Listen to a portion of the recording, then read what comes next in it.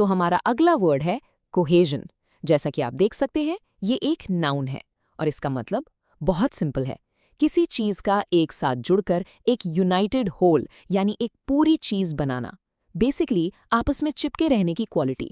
हम इसे एकजुटता या जुड़ाव भी कह सकते। चलिए इसका एक एग्जाम्पल देखते हैं। सुनिए इस सेंटेंस को। The team's success was due to their incredible cohesion and team work. तो यहाँ कोहीजन का मतलब क्या हुआ? इसका मतलब है कि टीम इसलिए जीती क्योंकि उनके बीच कमाल की एकजुटता थी। एक जबरदस्त कोहीजन था, सब लोग एक दूसरे से जुड़े हुए थे, एक साथ एक ही गोल के लिए काम कर रहे थे। अब एक और थोड़ा साइंटिफिक सा पर बहुत कूल एग्जाम्पल देखते हैं। The cohesion of water molecules creates surface tension, allowing insects to walk on its surface.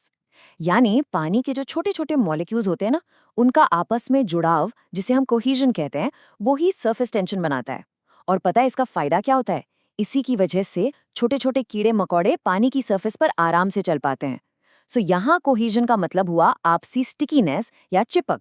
और ये वर्ड सिर्फ साइंस या टीम्स के लिए नहीं है, हम इसे राइटिंग में भी यूज करते हैं। देखिए, a well written essay must have cohesion with each paragraph logically connecting to the next. इसका मतलब है कि एक अच्छा ऐसे वही होता है जिसमें कोहीजन हो, यानी हर पैराग्राफ अपने अगले पैराग्राफ से आराम से लॉजिकली जुड़ा हो, कोई भी बात अचानक से ना आ जाए। बेसिकली आइडियाज का एकदम स्मूथ फ्लो। अब इस वर्ड की रियल वर्ल्ड इंपॉर्टेंस समझने के लिए ये कोट सुनिए, बहुत ही पावरफुल है। In any organization, team cohesion is the glue that holds everything together, turning individual efforts into collective success. समझ रहे हैं? यानी किसी भी ऑर्गेनाइजेशन में टीम का कोहीजन ही वो ग्लू है, वो फेविकॉल है जो सबको जोड़कर रखता है। और जब लोग जुड़ जाते हैं, तभी उनकी छोटी छोटी मेहनत मिलकर एक बड़ी कलेक्टिव सक्सेस बनती है। वाओ, कितना इंपॉर्टेंट वर्ड है ना।